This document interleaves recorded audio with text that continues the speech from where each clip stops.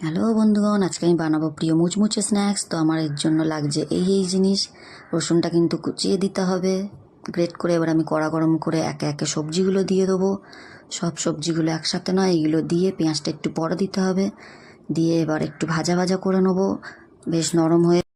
সবজিটা নরম হয়ে গেলে ওর মধ্যে আলু মাখা ও দুটো পাউরুটি ভিজিয়ে রাখা পাউরুটিটাও দিয়ে দেবো। দিয়ে এবার এইভাবে নাড়িয়ে সুন্দর করে পুরটা বানিয়ে নেবো। পুরটা বানানো হয়ে গেলে এইভাবে নামিয়ে ঠান্ডা করে নেবো। নিয়ে তারপরে হাতের মধ্যে নিয়ে চিজের টুকরো দিয়ে আমি এইভাবে লম্বা এবং গোল শেপ করে নিয়েছি। আপনারা আপনাদের পছন্দ মতন শেপ দিতে পারেন।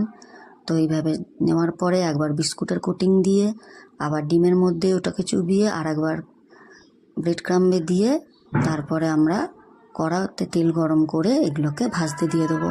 দেখুন আমি লম্বা আর গোল করে নিয়েছি, কড়ায় তেল গরম হয়ে গেছে। এবার ওইগুলোকে দিয়ে ভেজে নিলেই হয়ে যাবে আপনাদের প্রিয় মুচমুচে